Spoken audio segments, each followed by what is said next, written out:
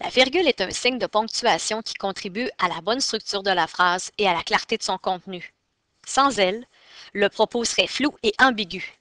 Savoir placer aux bons endroits les virgules dans un texte est un art complexe. Et pour s'en sortir, il est important de comprendre toutes ces utilités que l'on pourrait résumer en 4 grands rôles. En effet, la virgule s'emploie soit pour détacher un groupe dans la phrase, soit pour juxtaposer ou coordonner des groupes, ou pour effacer un élément de la phrase. La présente vidéo porte sur la coordination et l'effacement.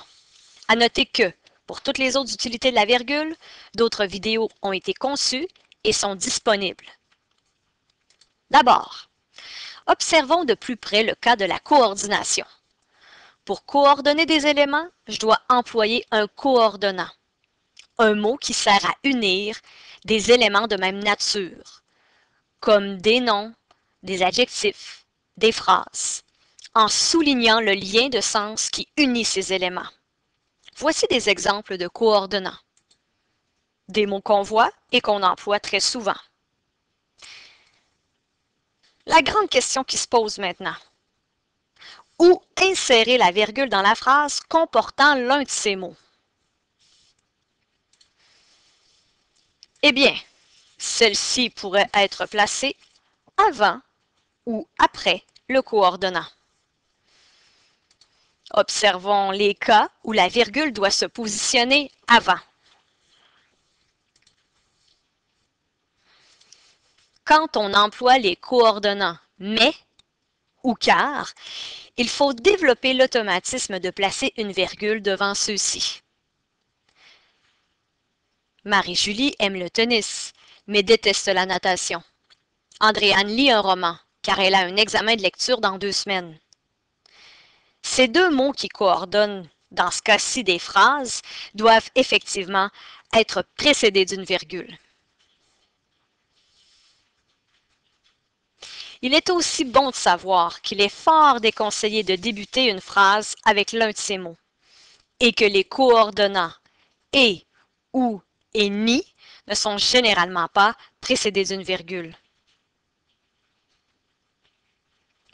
On ajoute également une virgule avant un coordonnant qui introduit un groupe explicatif.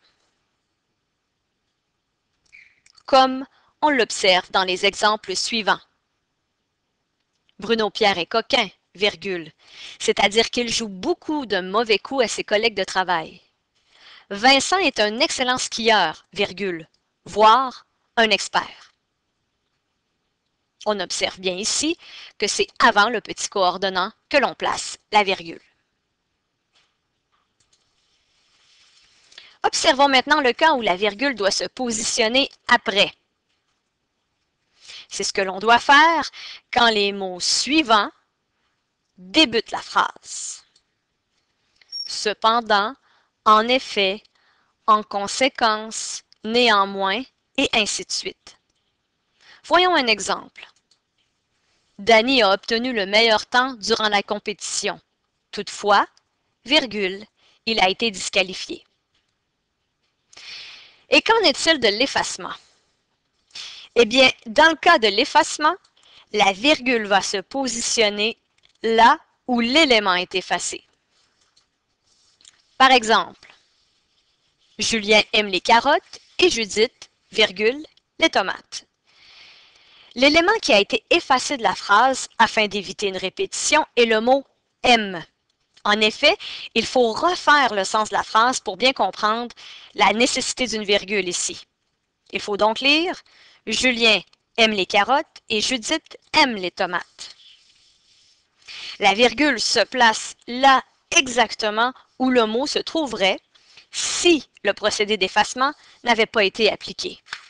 Et c'est exactement ce qu'il faut retenir pour bien faire usage de la virgule quand on l'emploie pour effacer un élément. Pour en savoir plus sur l'utilisation de la virgule, consultez la bibliothèque virtuelle Alloprof.